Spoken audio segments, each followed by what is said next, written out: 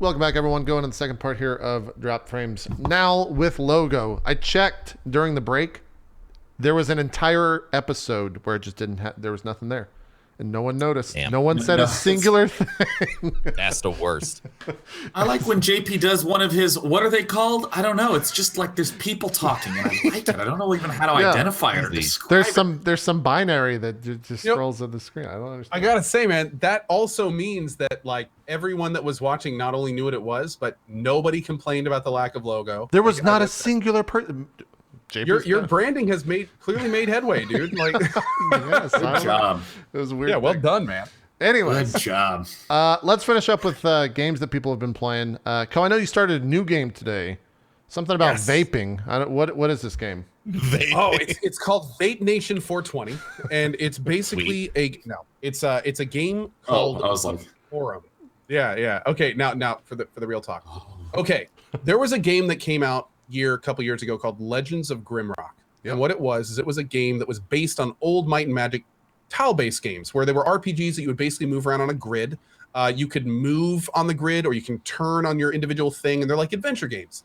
So I somehow totally missed this with the rest of the world, that this game, Vaporum, came out in September at the end of last year. And what Vaporum is it's Legends of BioShock.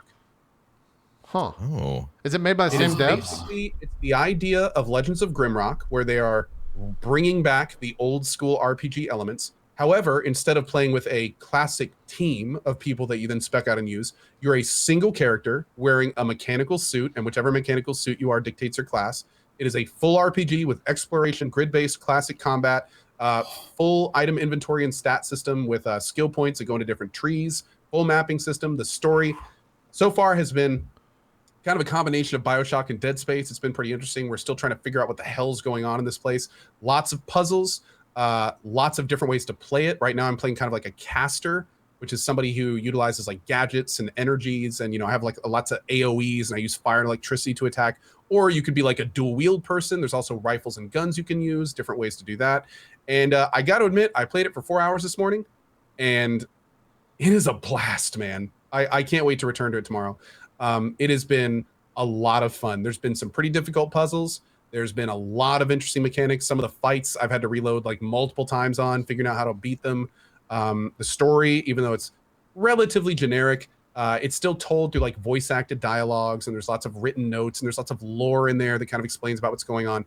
But I mean, to be fair, it's pretty clear. I don't think I'm going to see anything kind of like new in terms of storytelling in this game. I hope to, but to its credit, it's fun enough to play not expecting that stuff. Yeah. So it's been good. It's been really good, and been having a really, really good time with it. Looking forward to returning tomorrow.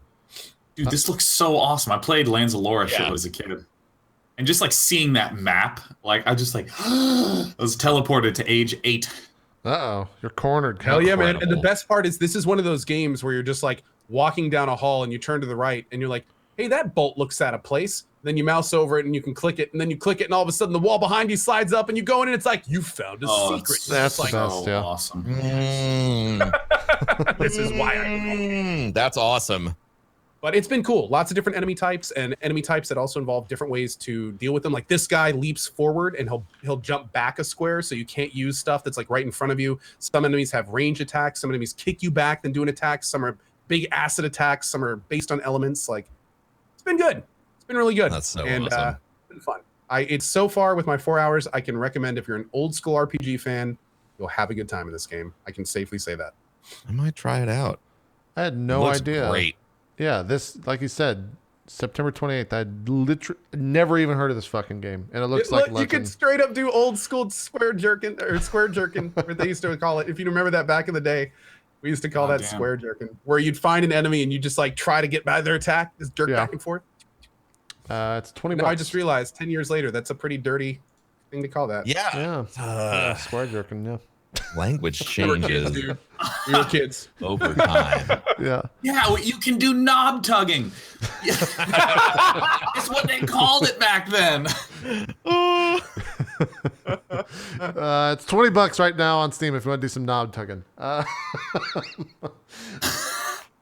Ko, anything else you've been? Oh, I will not square jerk you. No, I'm sorry. You're trying to get me banned on Twitch, buddy. Cody, I know you've been. Oh wait, You we're on can't, JP. you too. can't I'll square jerk jerk with a while circle I- hall. Yeah, you can say whatever you want here, man. I'm not. Anyone up for some square jerking? Yeah.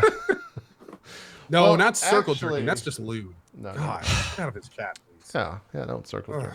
I like rhombus jerking. Rhombus is the funniest polygon name. Oh my god. I almost got you to spit out beer with the phrase rhombus jerking. That's a good day. Wednesday started off right. That's why I wore my wolf shirt. Even unlocked moment. Yeah. Jesus. Broman, can we spend 10, 15 minutes talking about Destiny 2 and just where it's at right now? Because I'm Do curious you want to to see. talk about it? I haven't been playing it. I'm just wondering, Which like, shows what, you a lot. no, that's kind of what, like, where's it at? Is it just completely It's in a fallen bad off? place. Yeah. I mean, a lot of bad press came out right when they took their holiday break. There was some really deep math that folks did on the microtransaction system inside the game that sort of revealed that there was a lot of tactics that I would consider to be deceptive, especially coming from not deceptive because it's all there if you do the math, but it's hidden behind like some really intense math. And so the basic assumption of fairness on some of the systems in the game that reward you with cosmetics being of equivalent time value as money spent in the game in Eververse turned out that that assumption of fairness was incorrect, and that you would essentially have to play more hours than exist in a season for the game to acquire all of the cosmetics if you didn't want to purchase them. So Whoa. Jeez. that's fucked up. And I, not to dive deep into the microtransaction system because you monetize your game however you want, but to go back to what we talked about at the beginning, setting expectations. If you set the expectation of fairness and it's not delivered on, that's a problem. Because I can imagine if you set the expectation, we have cosmetics and we believe rarity is super important. So we don't want anyone to ever come close to having a complete collection. You know, something like that. It might feel more fair. Yeah, I and it's exactly. So if that is the core driver of the game, so there's also discussions. There's just been a lot of bad press. Like Bungie put out a job posting that was hiring someone for the incentivization of Eververse, which is their microtransaction system. So like long-term depth to incentivize that, which I didn't look into that a lot, but on the face of it, that just looks bad. Again, you're like hiring someone specifically to drive incentivization into your microtransaction system. That's a normal thing to hire for, I think, in the gaming world. Sure, these but days, in the middle of all this, that's about the worst timing you could possibly do. yeah, Exactly. Again, like I said, monetize your game how you want. Man, we're getting really destroyed on the internet right now for all our microtransactions. Did we hire someone yet? No. All right, go ahead and put up a posting for that. Yeah, exactly. So Yeah, it's bad, just like bad timing. a community suppressant manager. Are the viewers more sensitive to this? I'm sorry, Star Wars Battle what? No, just do it. No, just post it. Oh, So, funny.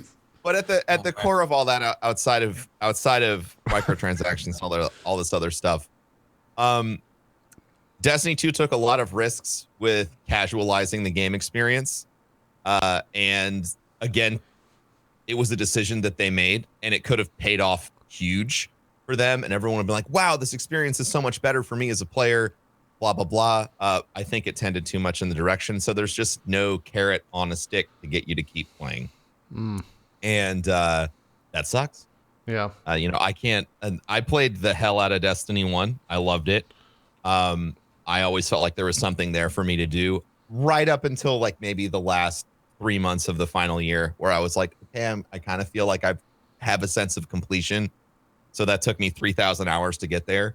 Jeez. And I've maybe put in 400 maybe hours into Destiny 2. And I feel so overly done with everything that I just have no desire to come back. So that sucks. Man. I think it's in a bad state. It needs it needs an adjustment to its investment mechanics, and the choices they made with PvP this time around has also sort of gutted that side of the game in a big way, which sort of blows because that kept a lot of people's interest in Destiny 1 was PvP.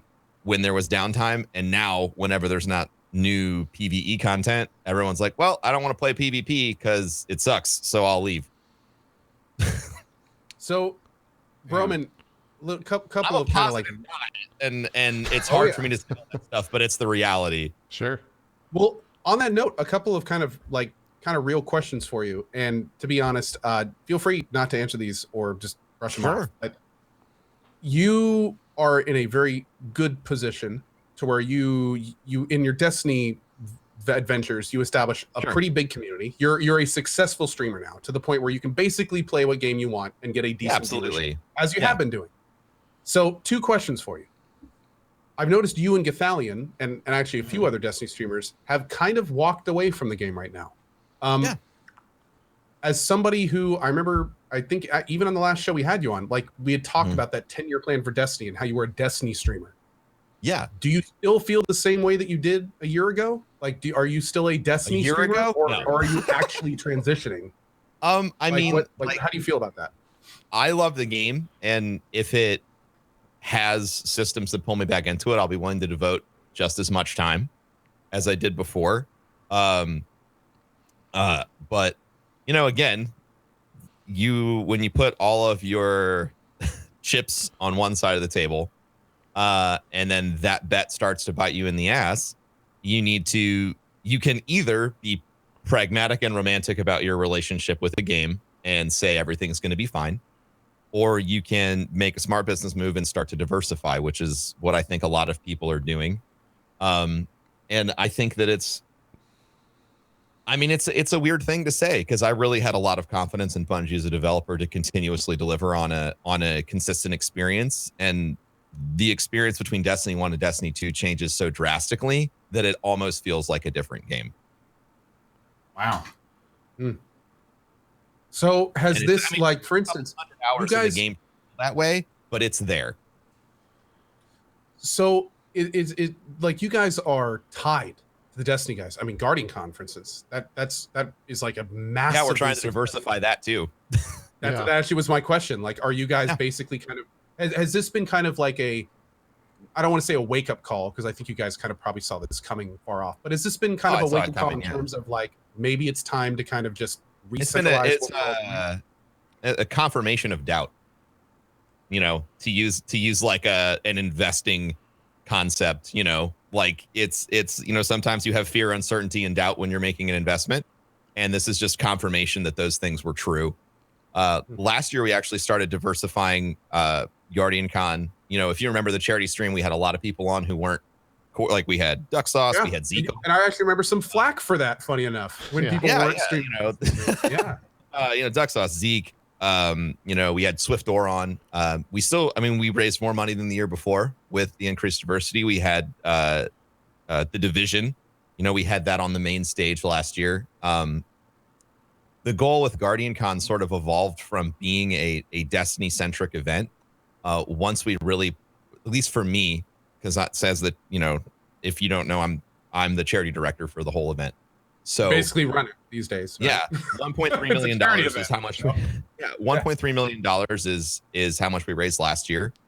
And my goal is to raise as much money as possible for the kids of St. Jude. And we realized that we had a unique event that was really influencer centric. Like 50% of the people who attended last year make content of one type or another.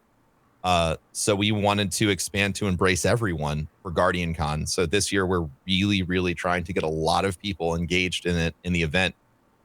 We started pivoting last year, and this year we're going to finish that and bring a lot more variety. My goal is to try and raise, $10 million a year for them with the various systems that we're trying to implement. And that goal might be 5 years off, but I think St. Jude as a charity of long-term choice for anyone is a great move. And so I'm leaning really hard into making it the charity of choice for anybody that I interact with in the gaming space. And part of doing that is embracing every single community possible, because you can't grow if you stay stuck in a hole in one place.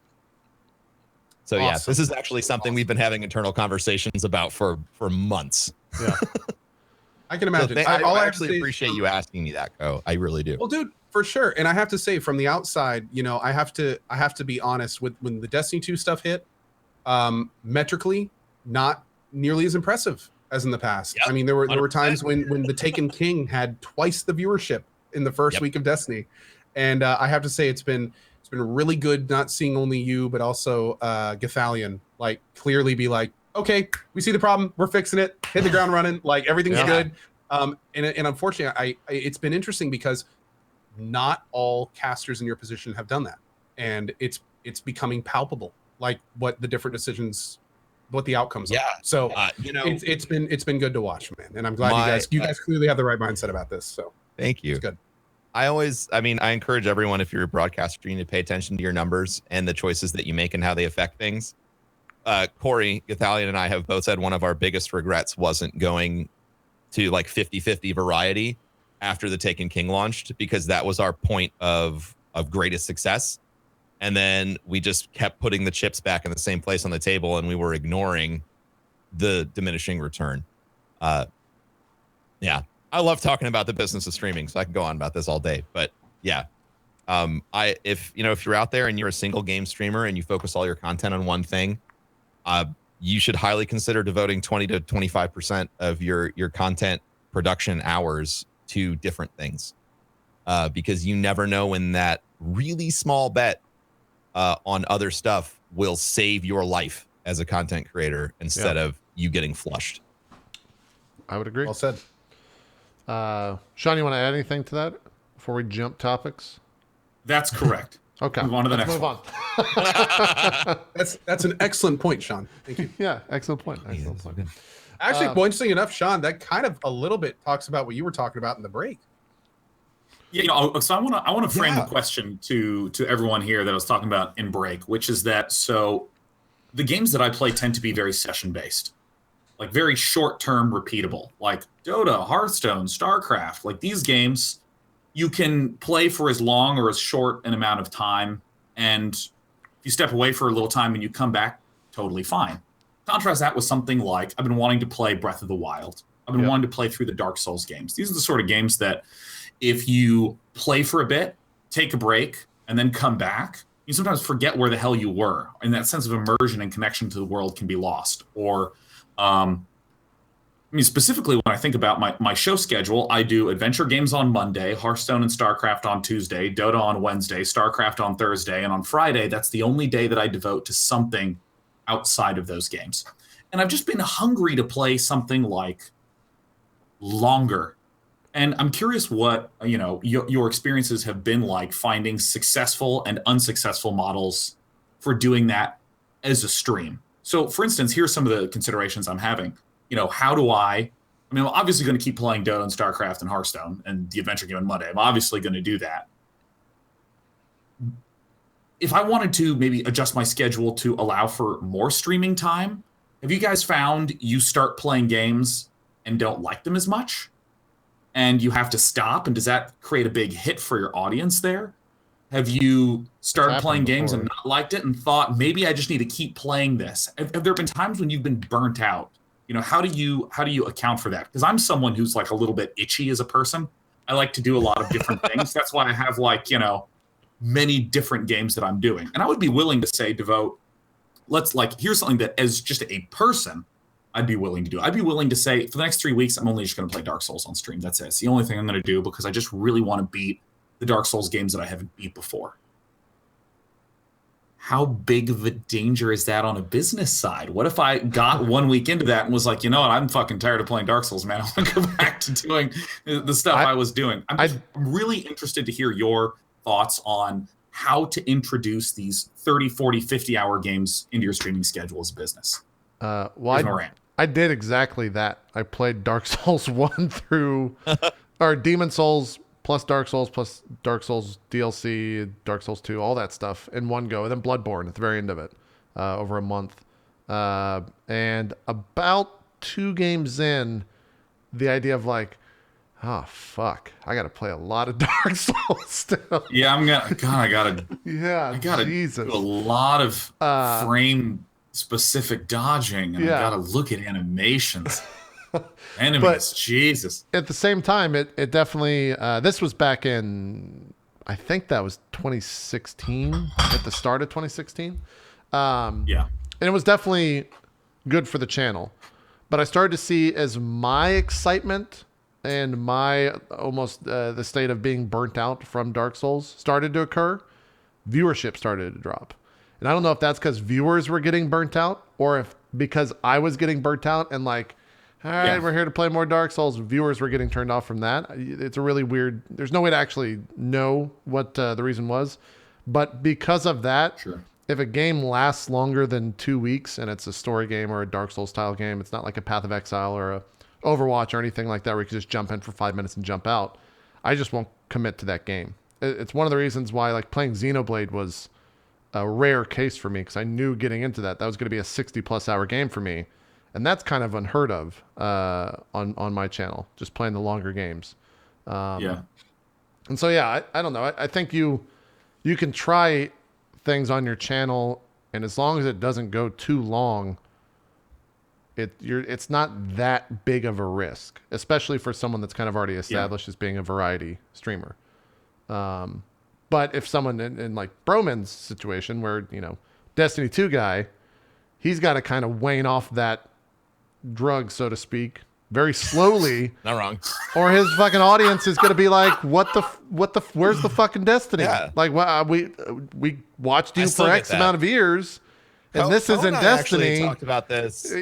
On like 2 years ago on Streaming 101. Do you remember we talked about this, and you went through the same thing with Final Fantasy 14? Yeah. He's talked about that on here. Yeah. I think that when you're trying, if you do shorter games and you're trying to introduce longer games into your stream, I think that it's okay to just say, I'm going to try this out. I don't think you have to make a full-throated commitment and like sign a contract to say like, I will finish this game. You say like, I'm going to try this game out and I'm going to play it as long as it's fun. I think I've started and not finished about 50% of the games that I had intended on finishing on stream. You know, and yeah, it always stinks because you're going to have one or two people be like, yo, what happened to that game? Right. I wanted to see you finish it. Well, and you're like, you know, like it didn't grab me. You know, I think as long as you're not really shitty about it, it's okay to say, wasn't my thing. Yeah, I would think for a better part of a year, I definitely had a reputation of like, well, JP doesn't finish games, so I'm not going to watch his playthrough because he's not going to finish this game. I heard that. So, yeah. So that's why I kind of stopped committing to those longer games, because I didn't want to, because I kind of wanted to try to stifle that whole thing being pinned to the brand. But then I think Ko is in a different situation completely, where I can't really think of a game that you haven't finished in the past 6 months, and I'm sure you can, but I'd be curious your opinion on all this. Was that it? Yeah. Was that the most recent one? Okay. Well, so Day9 asked some very interesting questions, and I have some lessons I have learned from my time. If you would like that, I could go over here. So we'll start at number 1. Play games because you're enjoying them and having fun. It is more often that your viewers will know that you're not enjoying the game before you do, especially as a streamer like yourself that has a lot of drive in putting on a good show. Sometimes that professionalism will actually outweigh if you're actually having fun playing. So in any case for me, if I am not having a good time, I let my community know and I stop playing whatever game I'm playing. It doesn't matter how much I pumped it up. It doesn't matter how many promises I made about it, which is one of the reasons I don't make a lot of promises these days about that stuff. But it's just, it's that kind of thing. If you're not having fun, stop streaming that game and find something you have fun playing. It's one of the things about our job. It's a weird thing, but that's how it is. So, and for the record, that's happened to me. There have been games that I've been super excited about, and I've started at 100%, and then sure enough, 3, 5, 10 hours in, I just lose my steam. I lose my drive, and I don't finish it. And I try to be super honest about it, but there are times when it sometimes it just hits you, and you just have to be honest with yourself and your community, most importantly. So about your specific situation, here is what I would do. 2 things in particular. 1, I would look at your schedule and I would entertain the concept of maybe making your macro your micro. So right now you have a 5-day schedule. So maybe make that 5-day schedule be 3 of 4 weeks a month, and have the last week of every month be a gameplay week. where you pick a game and you play through a game every day that week. And most importantly, that brings into the second point of managing expectations. You remember how earlier we were joking about people not knowing where to go to get information? And, hey, what are you playing this week? Where are you? I didn't check your Reddit. You remember all that stuff we joked about? Managing those expectations can be one of the most important things to communities, making sure people know when you're going to play things, what you're going to do, what your plan is. And then on top of that, making sure they understand that all of this is up to change if you don't like what you're doing. Yeah. But really, like for your case, you can do the first 3 weeks are your 5-day schedule. And then this month, I'm doing Zelda for the 4th week. And in February, I'm doing Dark Souls 3 for that week. And in March, I'm doing, maybe you haven't played the latest Metal Gear Solid. You'll do that. And you can just go through that. And maybe you have a whole month where you're just like, screw it. This is gameplay month. And every week this month, I'm going to pick a different game and I'm going to play through them. What you can do doing that is you can take the weakness of going off your schedule and turn it into a strength of making it an event. And you really play that up to your community as you should be here for it because it's different and unique. That's what I do for my 100% runs. That's what I do for my franchise playthroughs. That's what I do for all of that stuff. And that's brilliant. I can tell you it works. I can tell that in my head I was thinking of the problem as how do I adjust my weekly schedule to slot this in? And you're thinking on a longer time frame that you have that schedule that works Earn the X amount of time. Yep. Yeah. That could work great. So that would be the best way because if I try to do what you just said, I will fall into exactly what you just said you did. Where if you only play like 3 or 4 hours a game a week, you kind of lose that connection you have with it. You kind of need to sit down with some of these games 7 to 10 hours a day. Like, dude, Dark Souls 3, that's a 4 all-day stream if you want it to be. And in that 4 days, you will have more memories, highlights, and experiences with your community than you would get in a month out of some games. Yeah. That's just how some games work. And trust me, dude, I think I speak for a lot of people where I'd love to see you do stuff like that. Like, it would be a lot of fun just to hang out with D9 for 8 hours a day on Twitch for a week while he plays through a game. So yeah, I think that like I know the way that I in 2017 really circumvented this was by just playing games that did not really need any of that sort of stuff. Like Heat Signature. Awesome game. You don't have to play that for a full week to beat it. It's just a really interesting 8-hour game, or Stardew Valley. You can always revisit the farm, man. You can always just come on back, keep dumping some hours into that. I have never played that game. Holy shit. If you start it, you're just doing that for a little while, whether you want to or not. You're just doing it. You're just a farmer now. I'm going to stay away. Let me warn you. My little one stream, I'll try this game. It's kind of cartoony. This isn't really my thing. 123 hours later. I remember you were on that game, and then you got Zeke on that game, and the entire time it's like, nah, it's just not I just can't get into it. if you start, like, I feel like it takes about an hour for you to go insane. Yeah, 156 hours of Stardew Valley, man. It's the best game in the world. I got game of 2017, that I think was released in 2015 or whatever. Yeah. I remember getting to the fishing, and I was like, oh, okay. Well, tired of getting yelled at by chat. Let's move games. That is an extraordinarily useful suggestion. Oh, thank you for that. That's great. Sure, man. Damn. Where do we go from here? We got some news to talk about. Let me know when you do that, by the way. I'd love to throw you some raids and then probably watch those streams. Yeah, if you're going to play Dark Souls. Oh, dude. Watching you play Dark Souls is always a treat, to say the least. There's some games out there. Oh, dude, you could have like a Dark Souls Bloodborne week. Oh, man. Oh, just 7 days of straight Souls and Bloodborne. Oh my God, that'd be fun. You'll hate yourself. I can't wait to play 90s adventure games after this. Let's go into You're talking to a guy that has the dig on his desktop right now. So it's true. Oh man. Let's go in. Anyone actually remember? Oh, dude, no, I played that on the show, and let me tell you, the ending of that is like all old school point and click adventure games have the following arc as a game. First 2 hours, so good. Interesting, cool. Then it gets a little shaky in the middle, and then by the end, you can tell that they were just like, we just gotta fucking finish this game. We got let me spoil the climax of the dig for you. Okay, the hero needs to stop some very dangerous intergalactic threat that's been building up as you explore these ancient, alien ruins. and there's a portal that opens, and they say, you have to go in to stop them. You must, but you have to be careful. You could die. And he walks through the portal, and the rest of the characters look through the portal at him and say, oh my God, you're doing it.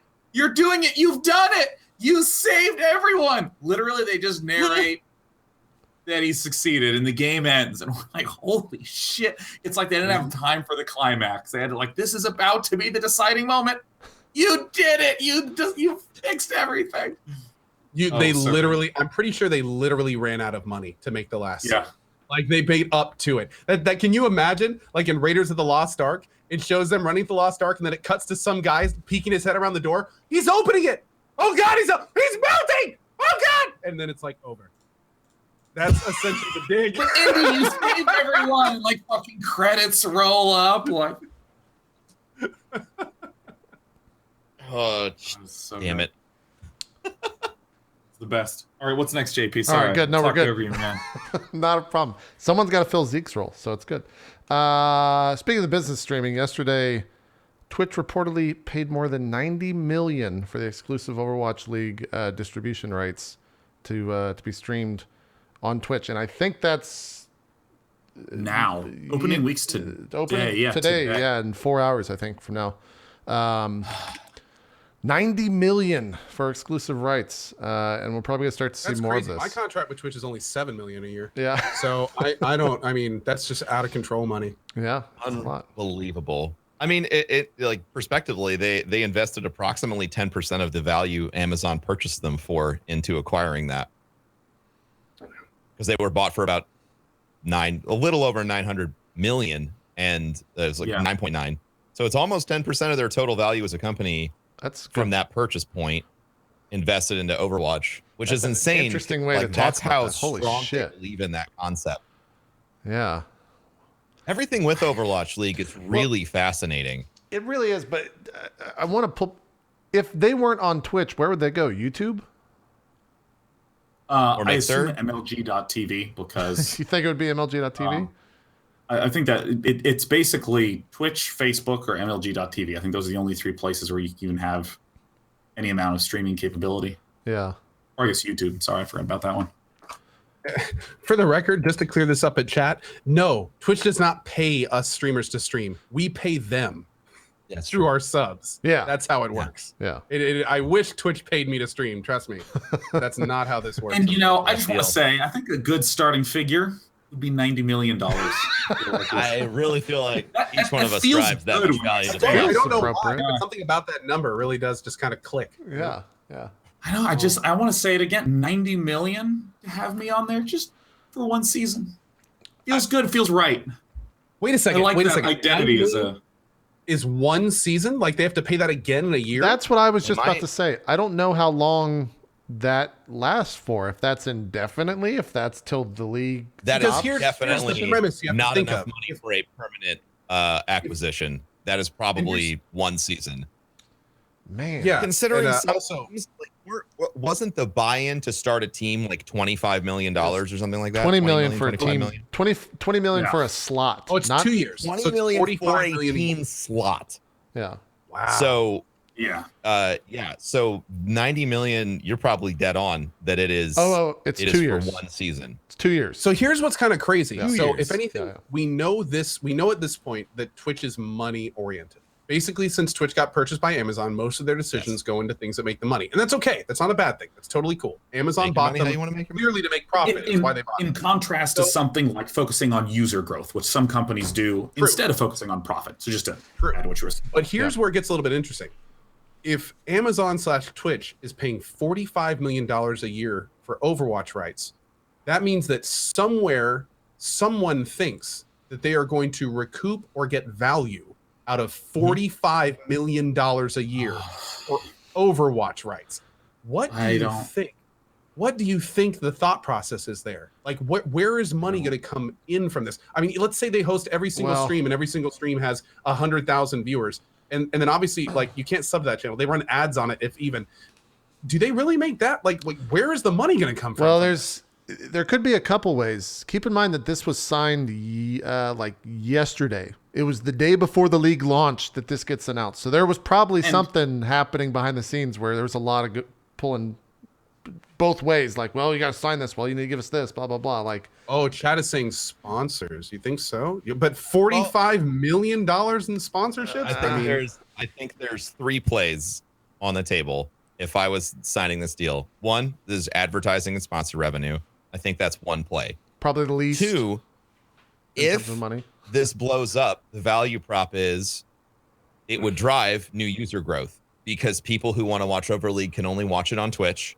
And if Overwatch gets national press coverage or whatever, Twitch will automatically acquire any users that are interested in this because this is the only place they can watch. So I think there's a user acquisition prop there as well.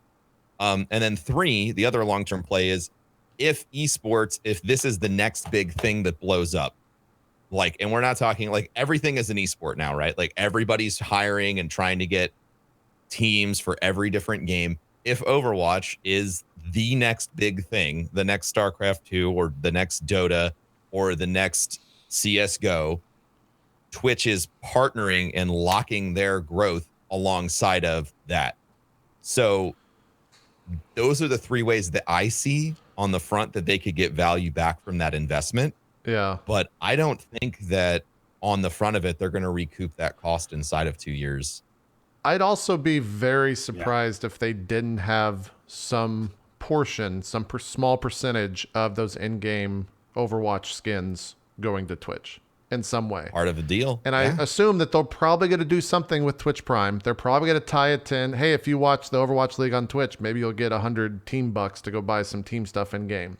That's probably another way that they're going to drive a lot of viewership down the line to it. If you wanted to take it up a level to Amazon, this is, and I've said this about when Amazon bought Twitch. Amazon literally bought an entire platform and then pushed out Amazon Prime or Twitch Prime. And every single one of us that stream on Twitch is a spokesperson for Amazon Prime. Right. Like, even if this isn't liquid for them, it could be a really intelligent ad purchase to promote Amazon's other products. Like there's somebody holds Twitch.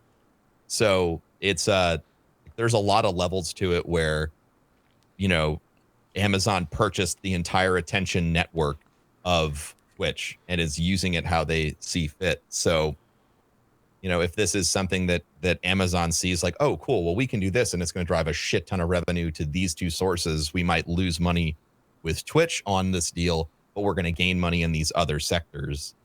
Yeah. It's a big spider web. It seems, yeah.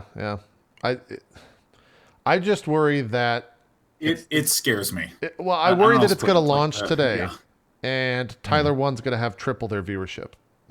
From 2 days ago. I mean, it's one of these things where I grew up with esports. Nothing would excite me more than having, billion-dollar leagues and stuff. Yeah. But I don't know what any viewership numbers have been, and all this is kind of, at the end of the day, based on that. Yeah. So if like today it happens and there's 20,000 concurrents, that's really scary. It's really scary. And they should have just hired Tim the Tap Man because that's like his average numbers for Overwatch. Right. I also $90 million. Well, hashtag pay Tim. It's not even that too. You got to think about $20 million a team slot, right? And how many teams are there? 8, 9, something like that. I don't know the actual teams in the Overwatch League. Every player on those teams is earning a $50,000 salary is a minimum. And they'll compete for $3.5 million in bonuses across the season. The team that win the grand finals is going to get $1 million bonus. Like there's a lot of money being tossed around in this league. And I think the biggest question that everyone's been saying is, how the fuck do you recoup that?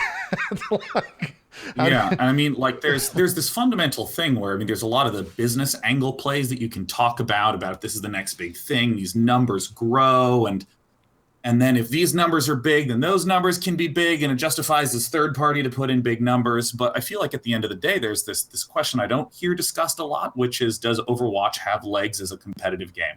Right. Because I think Overwatch is one of the greatest games that has ever been made in the history of gaming. I mean, I personally don't play it a ton, but holy shit, is that game spectacularly fun to play. I don't know about the rich depth of it as a competitive title. World of Warcraft is another great example. One of the most incredible achievements in gaming. Does it have legs as a competitive game compared to things like League or Dota or StarCraft? When I say a competitive games, I don't mean just the skill component of it. I also mean like the observability component, the, you know, how it changes over time. Is there a way to ensure the meta doesn't become stale? StarCraft does this with map changes. Dota does this with, you know, constant balance patches and tweaks and so on and so forth. I don't know if there's this game that has hundreds of millions of dollars being banked on it, where I haven't seen super strong viewer numbers, not because I think it's incapable of it, just because I don't even know where I would go to find that information. And if it turns out that the game is competitively flat, there's a small handful of optimal strategies, and the gameplay is relatively redundant. Again, I don't know this because I don't really watch any competitive Overwatch. I'm sort of out of the loop. And let's be honest, I've never been the most skillful shooter player, so maybe my opinions and my thoughts on this are completely unfounded. I would love for that to be the case, but this is where and why I say it scares me. It scares me when there are hundreds of millions of dollars from different places, teams buying in, sponsors getting pumped about it. Blizzard, I assume, is spending a lot of money to make this happen. I assume there's people at Blizzard working on this. I think that's an intelligent assumption. Sure. And now we have Twitch, as you're just telling me now, spending $90 million for these rights. What happens if today in opening week, the numbers aren't sensational? And let's define sensational. Like, it has to be 200, 300,000 viewers to even be like, well, that's okay. That's okay. And let's also talk about what they would watch. I mean, what Overwatch has been on 24 hours, 7 days a week for X amount of months to years since it's been out. What can they bring to a channel outside of some major tournament with well-known players that people that have watched thousands of hours of it already are going to go, oh, okay, I guess I can watch more of this, even though I don't watch it anymore. Like, what are they going to do to make this big influx of new viewers and then keep them watching there? A game that, I mean, frankly, you already have top streamers playing it every day anyway. So it's kind of like, where are all these people going to come from? Yeah. And I think that there is an argument to be made that watching this competitively at the highest levels is a tier above. Like, when I watch Dota streams, which I do all the time, even of really good pros, and then I go watch Dota tournaments, it feels like a tier above. I'm watching these beautiful coordination. I'm listening to this incredible commentary.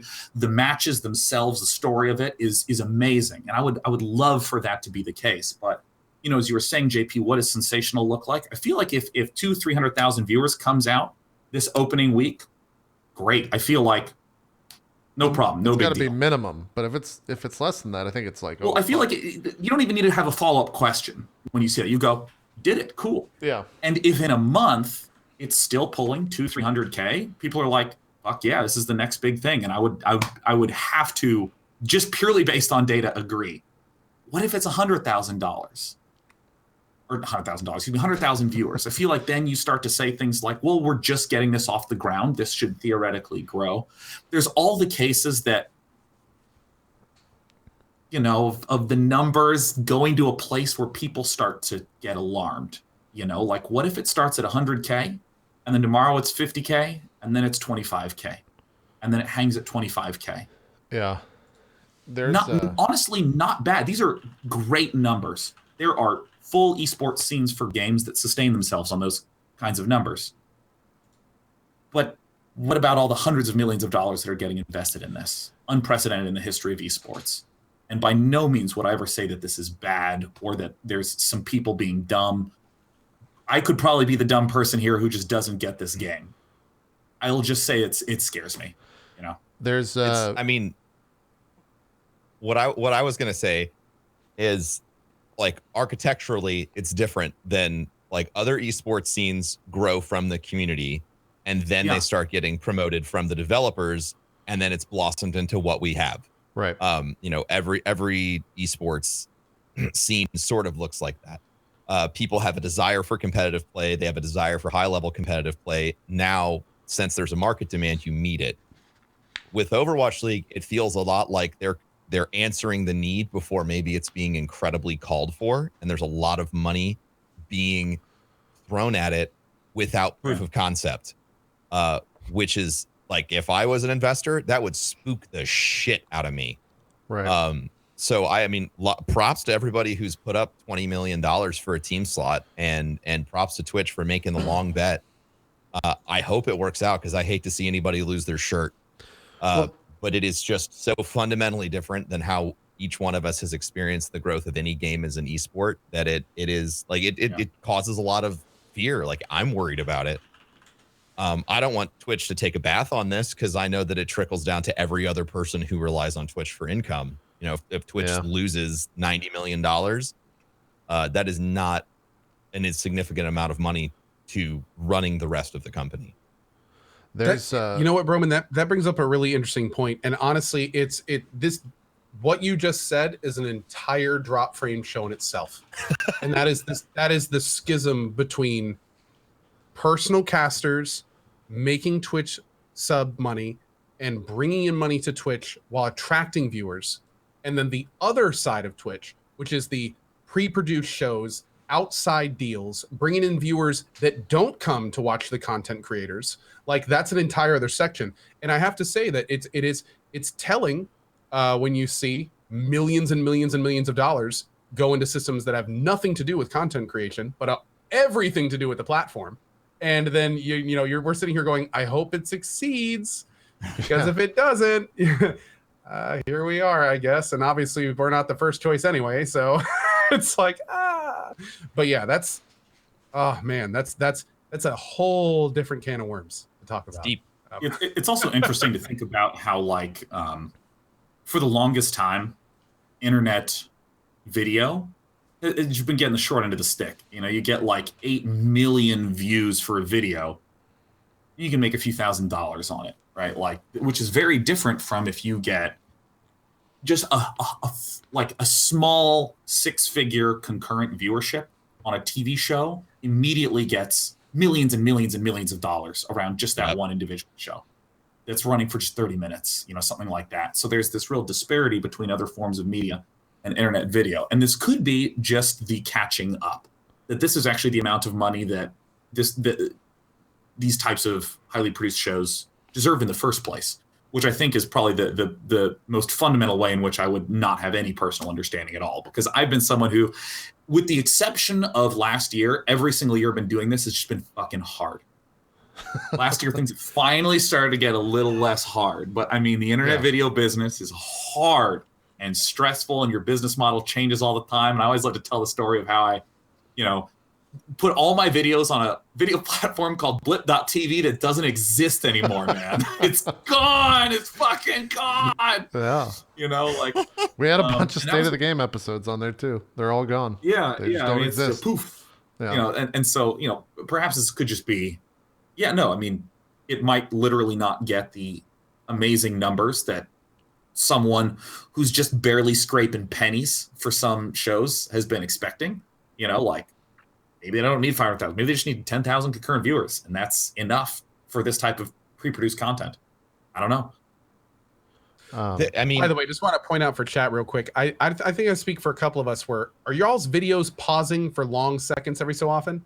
I think I've probably interrupted multiple of you. Like, this new program we're using, I can't see when anyone's talking, so I probably have interrupted 10 of you. I'm sorry. I'm really sorry about that. But no, this is great. I'm seeing more like still frames than video. Oh, yeah, no, that's not happening for me at all. Oh, okay. We can look into that after the show. This is terrible on my side. All right. Anyway, sorry about that. What were we saying, bro, man? Sorry. The other thing, and you brought this up, is that pre-produced content performs in a different way and using different metrics. So on television, that's true. So perhaps since you have the ability to shop around this produced content, you can increase the value purchase of it, saying, listen, we can guarantee you as an advertiser, you're going to get this, and this, that you're going to get 100%. You'll be produced in this side of things. So instead of having like what might be seen as a flimsy guarantee saying, well, yes, we're going to do this stream and you'll be mentioned 3 times. as an advertiser saying we're going to do this stream, but you'll be mentioned 3 times at these particular moments, you know, right before the finals match, right before the semifinals match, and right before whatever the hot seeded contestant match is. That might drive ad revenue up and have those metrics perform better. But again, like, that's just me playing devil's advocate. It could be completely full of shit. Yeah. There's a couple things to, because it's still internet video, which absolutely has been getting the shaft dollars wise for a long time. Oh, eternally, and probably always will. Yeah. There is a couple things to think about when we say like the 20 million buy-in. The people that are buying those teams are people like Robert Kraft, the owner of the Patriots. Where $20 million, not that much money. Like it's a lot of money for us, but for Robert Kraft, it's like, I guess I'll invest in this, and maybe if it works out, cool. If not, okay, that's fine. The second thing, you know, we were trying to judge viewership. Granted, it's a completely different platform. It's not a live stream. It's a pre-show. Yesterday, 19 hours ago, they uploaded the Watch Point preview episode 1, which I actually watched in full. 35-minute video on the Overwatch League YouTube channel. 21,000 views. They did they have another thing called Heroes Born. They have a couple episodes of that. They're about 150, 180K views on those. So if you can kind of pull numbers from that, I don't know. We'll see. Also at, I think, BlizzCon, the Overwatch tournament there, granted it wasn't the Overwatch League, but it was a pretty good comparison or a pretty good idea of what to expect, was around 200 to 250,000 viewers, I think, during its peak. So if they can pull from that and get away from BlizzCon and still do those numbers, I think it's a pretty good thing.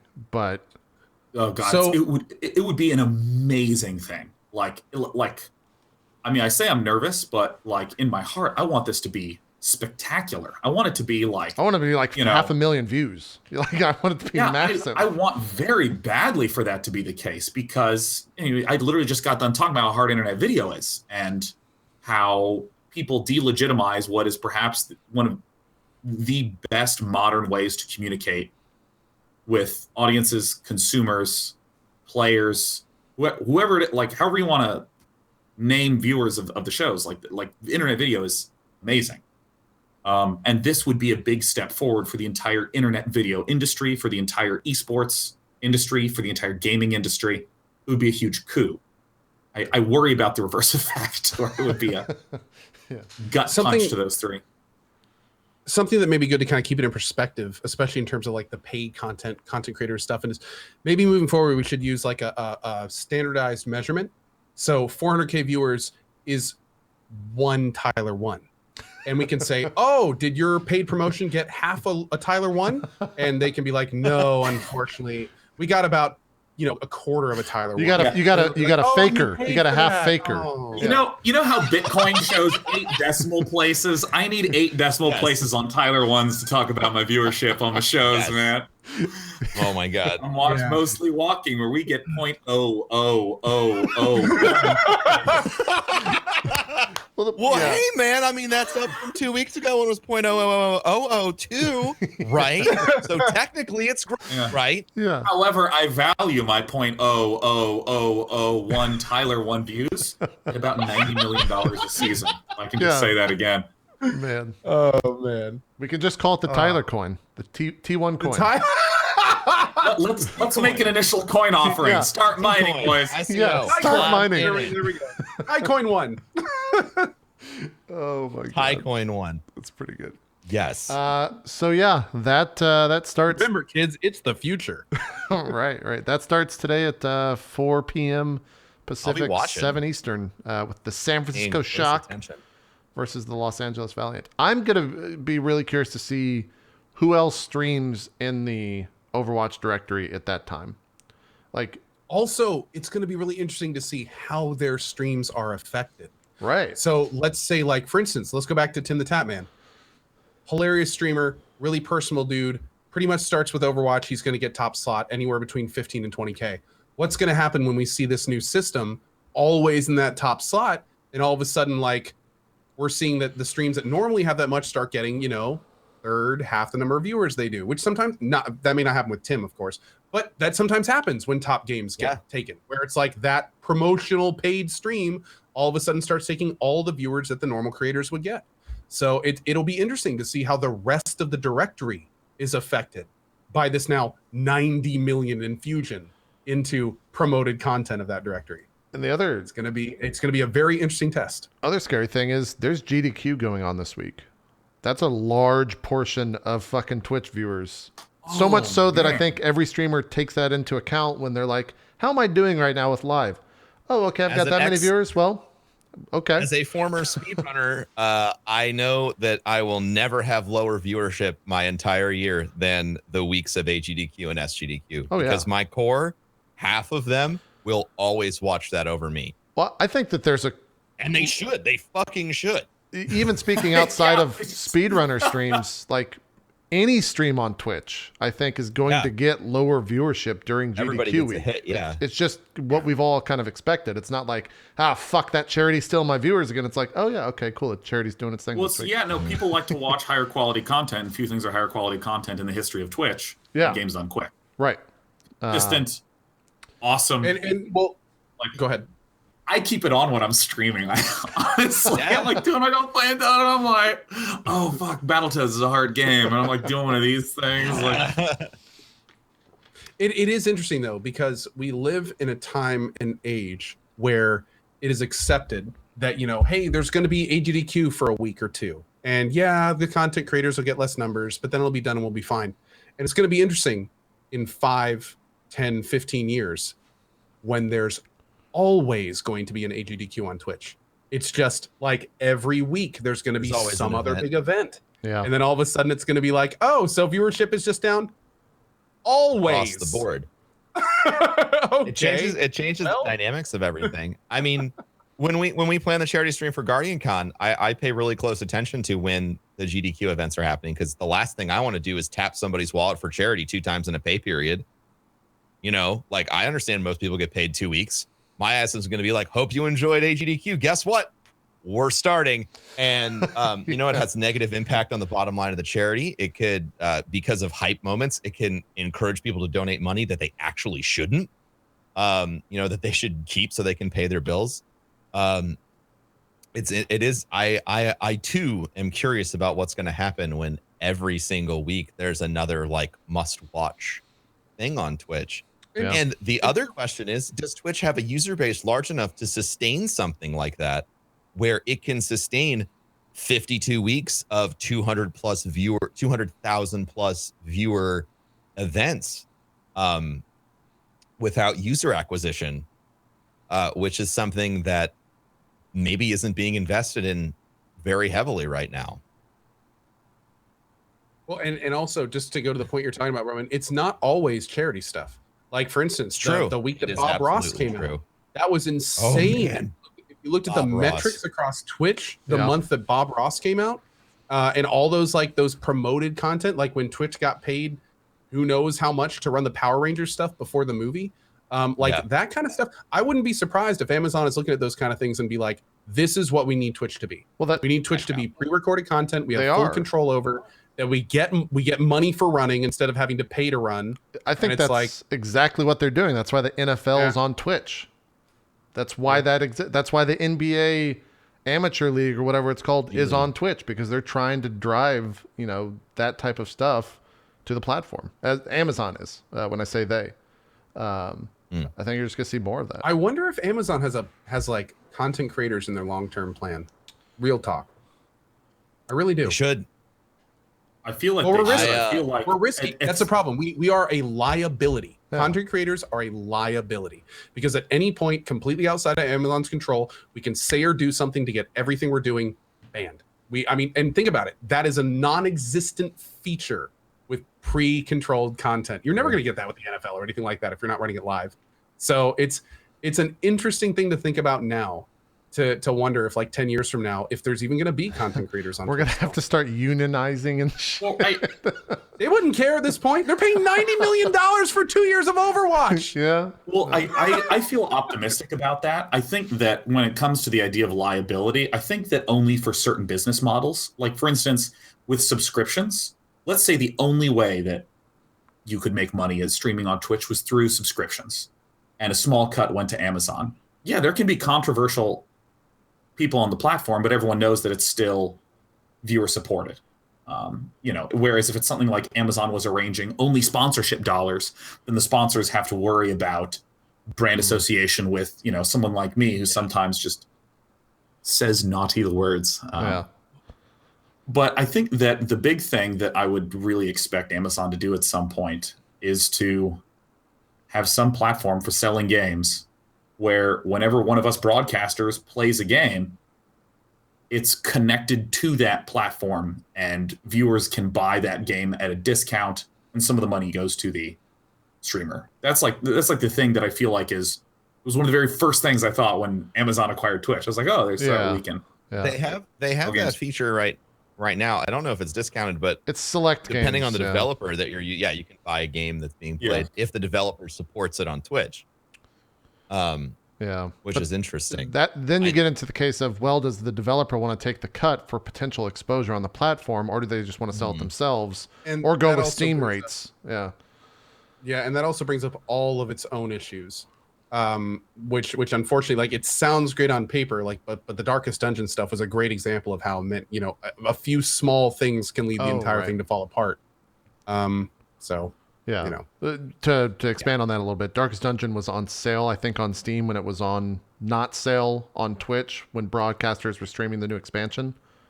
Oh, it was a lot worse than that. It was basically what happened was when the Darkest Dungeon expansion came out, Twitch put a buy it now button on all the streamers' web pages that were streaming it that was for more than on Steam, but they had not yet made a deal with the developers to distribute the DLC. So if you went to a streamer that was playing the DLC and you bought it through their link, you couldn't buy the DLC because they locked you to their distribution platform and didn't have rights to distribute it. That's right. And it was more expensive for the base game on Twitch than it was the game and expansion on Steam. I remember that. So it was just now to their credit. That's bad. That's horrifying. To their credit, me and many other streamers were very vocal about how that was not okay, and literally within hours it was fixed. So to their credit, it was clearly a mistake. That wasn't like some underhanded attempt to screw you. It was clearly let's just try to get this in before this expansion is released. Oh God, there's lots of problems. Okay, we fixed it. Yeah. But still, that kind of that's something to consider. It's a consideration of the system, and you have to factor that in when you're thinking about it for future stuff. So yeah. What game was I talking about? We're talking about Darkest Dungeon. Yeah, this was back in was that early 2017? I feel like this was one of the first games that used that system, which is why there were problems with it. Yeah. So I think it was like mid last year about. Whenever that expansion came out is when it launched. Yeah. I forget when that was. The months blur together sometimes. Right? Like they really do. Yeah. It's scary. It was right before Christmas, and I was thinking it was September still. Like this year. I was like, wait, when is it? Yeah. Cool. We're going home tomorrow. I'm so sorry, honey. I had no idea. I thought it was September 22nd. I don't know why. It happens. Just get locked in the hole, man. Yeah. Cole, were you going to bring something up? Oh, no. I was just going to point out in chat that they did, like, the second they found out about what's going on, Twitch went into overdrive to fix it. I want to point that out. It wasn't a nefarious thing, like some people in chat were saying. It was, yeah. The people that found out were like, holy shit, are you serious? Like, what? And then they fixed it. We were talking about some stuff that it's come over to Twitch that's not necessarily Twitch content in that sense, but Cheddar is now a 24/7 tech and business news that's now on Twitch. That was announced yesterday. I think that used to be on Twitter before that. I remember seeing that every once in a while. Cheddar the cheese? Yeah, that's how it's spelled. It's called Cheddar. It's like business and tech talk that is almost always promoted on the Twitter on the left side of your feed if you're on desktop. Yeah, I've seen that a lot. That's an interesting move. Oh, okay. So yeah, launch check that today. Interactive coverage from the floor from CES each morning from 6 a.m. to 9 a.m. PT. Puppy stuff. 1 second. Be back in a minute. All right. You'll see reports on products, blah, blah, blah. Morning content will be repeated throughout the day. So if you're too busy trying to... okay. It's 3 hours of content a day that's literally on... I guess that's what they did on Twitter, too. It was just 3 hours of content probably, that was they looped. put it on repeat. Yeah. I didn't pay a lot of attention to it, but... I didn't either. I recognized the name immediately. Yeah. That's interesting. 65 viewers right now. And I don't know how much of that was spiked Rushing from it. us mentioning it on the show. I don't know. Huh. 406 followers. So at least we know the blog of Twitch doesn't really have that much pull right now. They're still kind of building that platform. Yeah. And then, yeah, I don't think there's... Oh, what is this? There's the House of Hardcore 35. For 25 years, professional wrestler Tommy Dreamer has pushed his body to the limit to attain. What is this? I need to read the Twitch blog more. That was one of my nice belts too. Oh, no. Oh, that sucks. Puppy. Come on, Booker! puppy. Booker! Gotta stop wearing Wait a pants. I have to use his full name. only- Booker DeWitt. Move. Okay. Sorry, didn't mean to interrupt. What were we talking about? No, I'm glad you did because I'm reading about the House of Hardcore that's coming to Twitch. I'm reading the Twitch blog and seeing all these new things. God, JP's checking out what other pre-produced content will be introduced to Twitch via the blog right now. That's what he's doing. There's the House of Hardcore, which was founded by Tommy Dreamer, and it's called, quote, an alternative viewing option for professional wrestling. It's one part legendary wrestlers, one part young stars, and a whole lot of blood, sweat, and tears inside the squared circle. As Dreamer states more succinctly, House of Hardcore is no politics, no BS, just wrestling.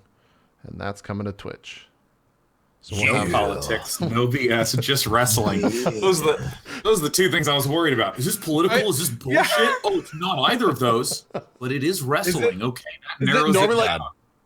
I was hella Come on, worried brother. about Let's it. take him out today. And Donald Trump's a jerk. Oh, this yeah. this already happened a long time ago. I'm gonna body slam you and lock her up. Oh. Wow, I didn't realize how... Okay. That's funny. There's 4 posts from January 8th, 9th, 10th. And then the most recent post before that is November 16th. So this already happened. This already occurred on November 18th, exclusively on twitch.tv/House of Hardcore. I don't know. It's one of those things where it gets thrown on the front page, and I guess people come to the platform, they're just like, I'm going to go watch Lyric now and just click this button. I just got to sub its channel real What quick. is that? Yeah. All right, I'm going to close the Twitch blog. I don't think there's anything new feature-wise that they've... Yeah. Nothing else. Last update was December the 14th. Oh. What's up? Someone in chat just asked an interesting question. I don't know if was there anything else that you wanted to talk about? JP? No, I was about to say what we got 20 minutes right now, so anything else you guys want to say? You want to talk about casters taking breaks? Yeah, they should we take should. breaks. I think that's kind of all we should say. It's a good thing.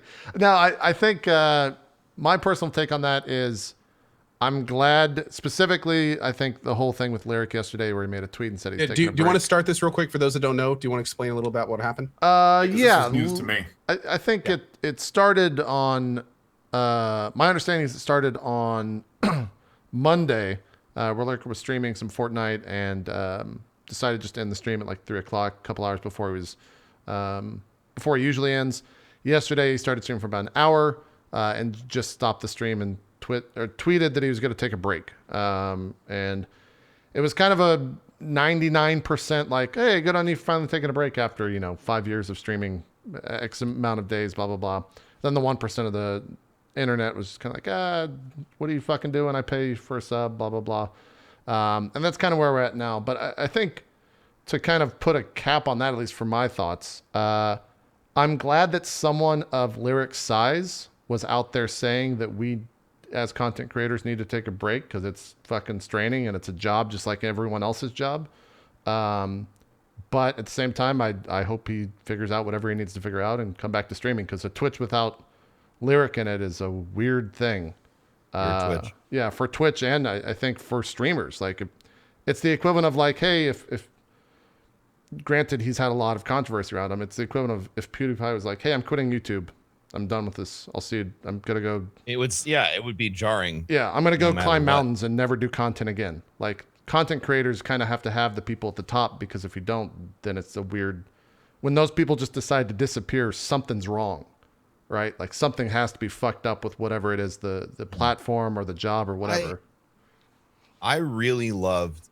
He wrote a Reddit post, and I think that if you're a content creator of any type, you should go read that. Yeah, it's on his subreddit. Yeah, he talks about why he's taking a break. I'll link it. But I think that the most amazing thing out of that is the amount of introspection that he has about his own content is incredible, and his level of self-awareness of being able to say, I need to know why I like making content, and I need to know why you like watching it, and I want to miss doing this, because that cyclical drive of I just got offline, I can't wait to get back online, like I just got done with project A and I can't wait to get back to it, is such a huge part of creating content. You need to have that passion cycle there, and the fact that he was aware enough and open enough, goddamn, to say like I need to figure this out is huge.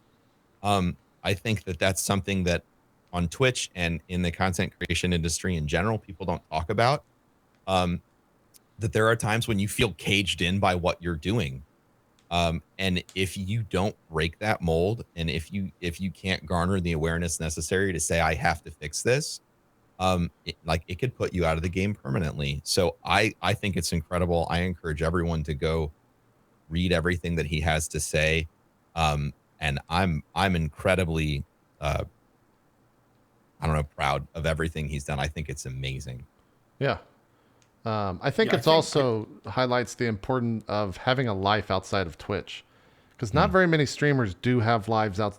Twitch is their life. Like streaming is their, like you said, we wake up, we stream, we watch streams, and we go to sleep. That's kind of the normal routine for, I would say, the large majority of streamers. And the people that actually, when they stop streaming, get up and walk away from the computer, are very, very few. And in fact, the only one that I can kind of think of is on this show right now with Ko, who has a life outside of streaming.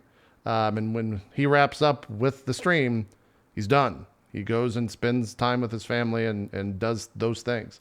Other streamers don't do that. I honestly think that's one of the reasons I've been doing this every single day for over 4 years, and I still get up every day having this be the best job ever and not expecting anything else than to jump on and have the best experience I can. Yeah.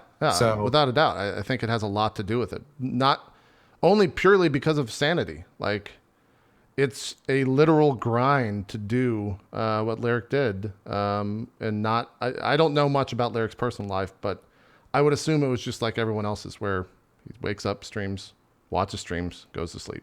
Maybe watches a movie every once in a while, but he's still in his house. He's still probably sitting there alone. It's a little bit scary to do that. I'm really constantly. glad he did it, because I'm one of the few streamers that does not actually stream a huge amount. I do 3 full days a week and then 2 short shows a week. And that's a 5-day schedule. Yeah. So that way I can actually do like 5 days a week. And I do have a life outside of streaming, JP, you bastard. Well, yes, of course. I'm just saying now I'm finding my friend on here and the fanboys in chat. They're like, well, streams every single day. He doesn't have to take Let me make this very clear. Very clear. The important thing is that JP is the enemy. I know. That's what's happening. The real stuff coming out here. No. That's what's happening right now. There's 2 things important that people need to keep in mind. And I really dislike when people see Soda Poppin', Summit, Lyric take breaks and they go, oh, well, co-streams every single day. Yeah, here's some important things to consider. Let's include some important things.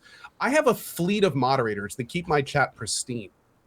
So I don't deal with the Lyric and Soda Poppin' chats of literally looking over to my chat and seeing every single day for hours at a time people shit on me, talk about how much I suck, talk about how shitty I'm playing. Like, seriously, you read Lyric's post, you read Soda Poppin's post before he left Twitch for a while, they sit there and talk about how much they hate being told this every day.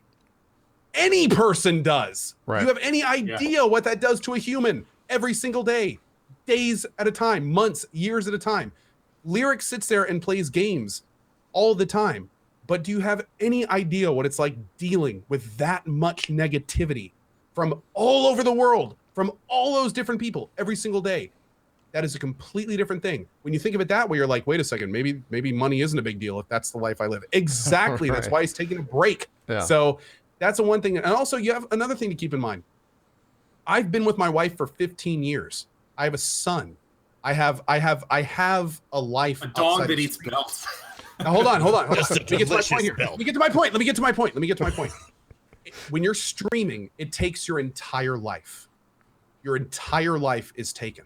And if you don't have a support structure outside of streaming, you are your own support structure. And it makes it so those days when you have a bad one, you don't have a wife you can turn to and commiserate with. You don't have a baby you can go and cheer you up. You don't have a fleet of cats and horses and animals and chickens to go and just make you feel better like I do. It's awesome. I have bad days too. I lead one of the most phenomenal, pristine communities on Twitch. And that's not because of me. That's because of them, for the record. And even I have bad days. So think about the folks that don't do that. The folks that are 5 times my size and have to deal with that negativity hours and hours and hours and hours every day, that know when they hit that start streaming button, that's what they're in store for. Yeah. That makes you not want to hit that start streaming button. Like, because it turns into a punch me in the face button. Exactly. It's a button that you know I you're would going love to be punched in the face right now. Good about yourself than when you finish is when you started. That's not cool. That's not cool. You know, I want to build on this by like, from an external perspective, if you're not a streamer, it can be really hard to like wrap your head around what that experience is like. Because pretty much all of the ways that you solve your day-to-day problems socially is like one-to-one interpersonal communication. It's like, sorry, inhale my own saliva. I thought you were going to throw up on air. I was like, damn, he's really It's getting like into this. one-to-one interpersonal communication. I just vomit right onto Co. I mean, it's things like, you know, let's say your boss is annoying you. Maybe you talk to him. Maybe you talk to a friend. Maybe you avoid him. You can wrap your head around the entire problem because he's like right there. But when it comes to streaming, if someone calls you fat, there's an exact clone of that person who's going to be here in like 12 hours. Right? Just saying it again and again and again and again and again and again and again. And there's no resolution. You can't talk to that one person because they will be gone and a new person's going to come in and say it. And it's just like, I really just have to be okay with that. I just have to be fine with that experience. That's it. The end. Yep.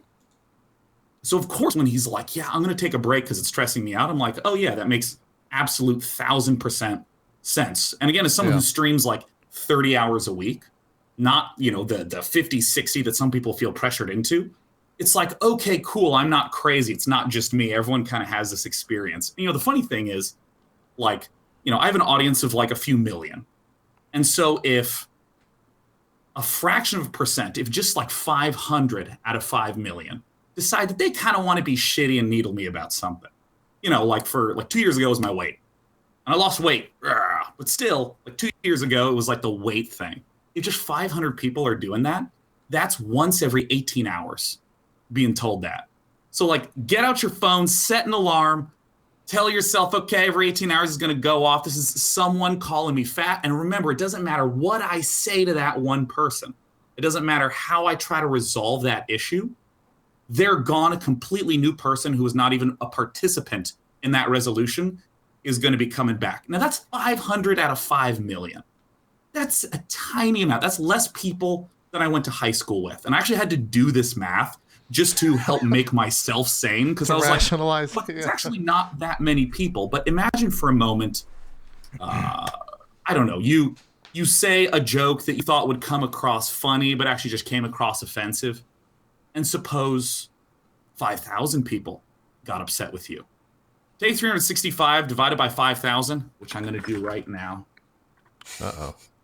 5,000 divided by 365. Okay, so that's 14 times a day. So that's just like every other hour. And if you're talking about waking hours, it's like once an hour, right? Or a little less than that. It's you get massive floods of information getting thrown at you all the time. And that's just me talking about people wanting to be jerks. Imagine you're just playing a game where people want to share their excited opinion about it. It's like drinking from a fire hose. It's just like floods of information. Yeah. And then you Or their upset some negative people. The poor opinions. decision is just like fire hose. And so, I think that the mental fortitude that a lot of streamers have is extraordinary. Like, I've seen people go up and be shitty to streamers right to their face, and they're like, oh, okay, sure. You're just like, well, no, I have this iron hide developed over a decade. That's fine. I'm going to be totally fine. It's happened to me at cons. Yeah, it happened. I think it happens to every streamer at a con. Yeah. And some.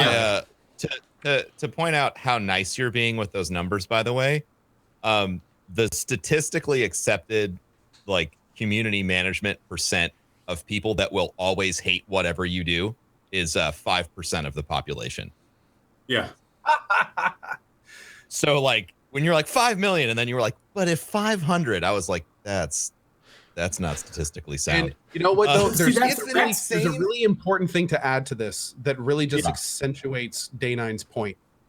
Yeah. You can be told by 500 people how incredible you are, how great your show is, and how just amazing everything you do is.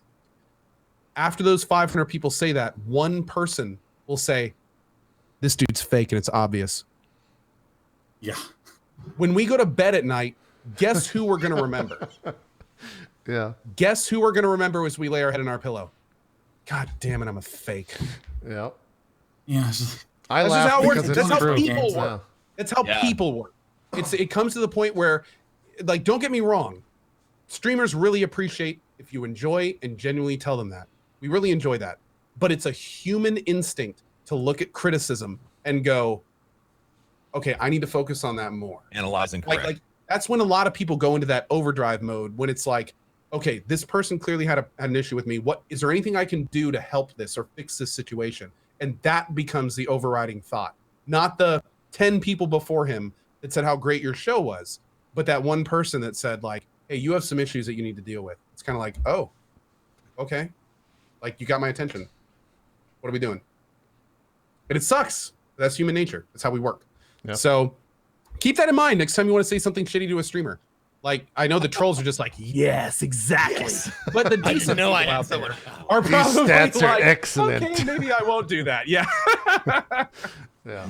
Oh God, what have I done? Okay. Nothing. Sorry. Yeah. Did we get too real? Well, No, I think that that's important. And that's an aspect of human psychology. Like that is just the reality of how we are wired. When you are presented with a social situation and you underperform, you are wired to want to fix it.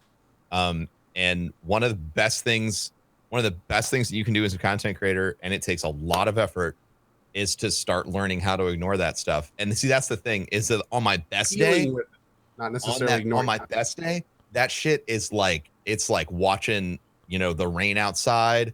It doesn't affect me at all. But I have to have a good energy level. I have to have slept well, be in a good mental state, and it doesn't bug me. But like, God forbid, like if I had a bad day, like if I had a disagreement with somebody beforehand, like I manage a bunch of other stuff outside of streaming. If there's some aspect of one of those things is going bad and my energy level and focus is off, that shit's like a freight train coming through my living room, and that's why I hate it when someone's like, dude, just ignore it. Because you don't have any context about why on this particular day, the 1 out of the 1,000 times I read kill yourself. It's the equivalent of going to someone that's upset and saying, hey, calm down. What do you fucking calm down already? Just fucking chill. I just want to say everything you just said, I could not have said better. Yeah, I think we all agree. Oh my God. Yeah, well, because it's like, just ignore it. That's something that a person says to solve an issue with one individual that they're having an issue with. Like maybe if there's one bully at school, you can try to focus on ignoring that one person. But again, there's like this guy that said, and that guy that said, and this guy that said, and there's one coming every 15 minutes. Yeah. Maybe I should hit the treadmill. Yeah, right. Yeah, maybe I need to lose some fucking weight. Yeah. Yeah. Yeah, or it's like you need to lose weight, and you're like, yeah, I know. Yeah. I'm aware. I hear you, man. I tell you. It's just gonna happen. Yeah, it just takes time. I can't just run off, 50 pounds today. Yeah, Can't do it. Let me go get a knife. I'll just cut the fat off here just- live on air for you real quick. Just cut the fat right out. That's good. A nice thing for you. Yeah. Jeez. This Thursday, live on Twitch. No, just kidding. Yes. Yeah. Yeah, no, I cut the fat out of my body 80 hours a week. I can't afford to lose those subs. Can't. I got it. True. Yeah, I think there's this weird feeling that I think a lot of streamers have. I know I certainly did, and it's much less so because I just know I need my breaks and I know I need my time outside of streaming. But you get to work however long you want to work. And it's a really initially rewarding experience where, if you got 5 subs today and then you didn't stream and then you stream the next day and you got 5 subs, your brain goes, I could have gotten 5 more if I just didn't take that one day off. Yep. Let me do that, know? Or you extend your show by another hour and you should get a handful of new subs and okay, that's cool. And then you know what happens? You say, I'm going to marathon. And I've seen people who are like, I'm going to spend 100 hours a week doing X, Y, Z, whatever. Get a huge influx of subs. It feels good. And then 1 month passes and those subs exit. They were 1 month Twitch Prime subs. Yeah. And then it's just, fuck, I got to convince myself I need to redo a whole nother big event in order to make it rise again. And, there's a lot of people that just kind of wind up teetering, right? They're pushing their body as hard as they possibly can to try to be entertaining and thoughtful and play games at the highest level and engage with their communities. And it's a very trapping feeling. And then if you stop streaming, you know what happens?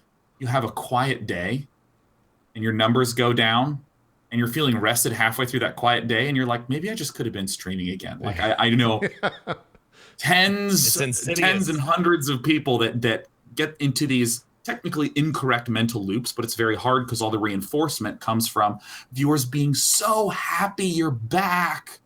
And it's such a rewarding feeling, and seeing people that in chat, it's such a rewarding feeling. And then, your revenue goes up, which is a very rewarding feeling. Like these are all very positive, but there's this difficult to measure mental wherewithal feeling that's so important. And, I just have infinite respect for Lyric doing that, because I think it just sends a good message to tons of other streamers. Like, you don't actually have to do this all the time. This is sort of how labor laws exist in the first place, of people just saying, you know what, I'm just going to work 40-hour weeks and then I'm good. I'm good working 40 hours a week. Maybe sometimes I'll do 45 in emergencies, but 40 is good because I need my mental sanity. Yeah. Dude, and going back to that, Lyric just took a break because of mental stuff. More power to him. A few months ago, Soda Poppin did the same thing. More power to him. Dr. Disrespect had issues going on in his personal life. Straight up, the biggest caster on Twitch turned off his channel and took a break. More power to him. And this is the kind of thing where when they come back, and as Soda Poppin did, as Lyric probably will, as Dr. Disrespect probably will, people will be there to be like, awesome, you took your break, you're back, and we appreciate it. And hopefully that will show those casters, especially those at the top end, where it's like, you know what, cool, take your break, handle your ish, do what you need to do, and we'll be here when you get back. I'm hoping that will be the same response as Soda got, because now Soda is back and he's doing a lot better and things are clicking for him. I hope the same will go for Lyric and Doctor when he comes back as well. So yeah, hopefully there is a silver lining to this cloud. And more importantly, hopefully seeing these big streamers go through this will kind of spread that awareness through those that don't necessarily have that. So we'll see. Yeah. It's going to be very interesting to see, for instance, when Dr. Disrespect comes back for the first time. He was one of the top, he was, if not, the top streamer on Twitch when he left. So seeing when he comes back, like, will he have a nade shot like day where everyone's like, awesome, you're back, let's do this, let's hit the ground running? Or is it going to be different? Like, this is going to be telling. It's going to be interesting. That'll be really, like, will he even be his character? Like, I don't. Yeah. Oh, and also we haven't really talked about it. We haven't at all. Like another huge staple caster that had a real moment just a few days ago was Man vs. Game. I don't know if you guys knew this. I was having trouble sleeping. I woke up at 3:30 in the morning and Man vs. Game was doing an IRL stream where he was just talking to his community about all the shit that had been going on in his life. And it was one of the most real streams I've ever seen on Twitch. He was saying things I didn't think he'd ever say. And sure enough, not only was he extremely real about it, but he was like, here's what's going on.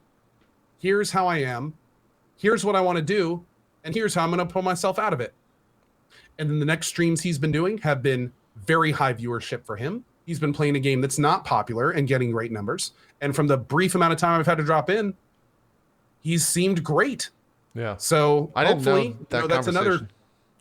great step in the right direction. I didn't know that conversation happened, but I tuned into his stream and I was like, oh, man's back. All right, cool. He's doing good. Yep. I'm going to watch him for a bit. Yeah. I didn't know the conversation occurred. I'll have to go watch Man it. is one of the first casters I ever watched on Twitch, man. Oh, yeah. He's one of the first people that I saw that this whole Twitch thing can work. I So it's really interesting to see him not only kind of do well on Twitch, but kind of in another way implement it and flourish with it. Like he didn't have to say any of that stuff he did a few days ago, but he did, and it's clear that it really works for him, and that's awesome. So It's good. More I'll have to power go to back him. and watch that. Well, we are overdue. We are over time, Okay. and I know Sean's got to get out of here. He's got a show. Co's got things to do, and me and Broman just probably got to go stream or something. How about business meeting to go to? Yeah, there you go. We got to There you go. convince ourselves to stream for 80 more hours after this. Yeah. I'm going to go take a Exactly. nap. dude, this show could have been another couple hours. Like Yeah. We Yeah, could- yeah. that's These- just- these- Like, honestly, like, come on, like, really. this is one of those few drop frames where we get to the end and we're just like, oh, it's the end. Oh, okay. Yeah, I it guess. definitely went back. yeah. Be an interesting day though with the Overwatch League later. I think Yeah, excited to find out about that. we'll definitely be talking about that next week on the show. We're all just like, Yeah, no, I'm gonna be doing this. Do this with me at 4 p.m. Everyone, yeah, everyone with me. Exactly. Let's do some shout outs and get out of here. Bro, man, thank you so much for filling in last minute for Zeke. Thanks We for really asking me. appreciated you being here. Oh, Do some yeah, shout outs, man. sir. Thank you. For me first? Yeah, hi, you first. I'm Professor Broman. I stream on Twitch, and I do a bunch of other stuff as well. You can check out my sponsors and links over on this side of the screen. I'm Professor Broman basically everywhere. And yeah, that's about it. All right. Good And I love you. Mr. Day 9, pleasure as always having you on here. Do some shout outs, sir. You're catching me in the middle of coughs. I need to. Don't worry. I promise I'm going to dry out all those glands and just not salivate anymore. Hi, I'm Sean. Right after this, I'm going to be streaming Dota 2 all day at twitch.tv/day9tv. You can find me in all those places. But more importantly than anything, I am relaunching the After Hours Gaming League, which is a corporate gaming league for the purposes of charity. So you get together with your buddies in games like Overwatch or StarCraft 2 or Dota or League of Legends, and of course, etc. You form teams, play against other people in a league format, so you get multiple weeks of gameplay, all leading up to a final event. Check it out at ahgl.tv. Registration ends on the 30th.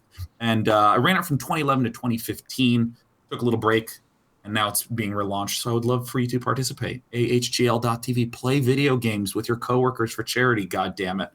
Do it. Do it. Take me off, JP. I'm going to keep talking to the camera on this remote. Okay, there we I go. like you looked a little like Zordon-y with your hands just coming up Zordon. without your elbows being there. Yeah. Well, no, you got to spread them a Like little this? bit. Yeah.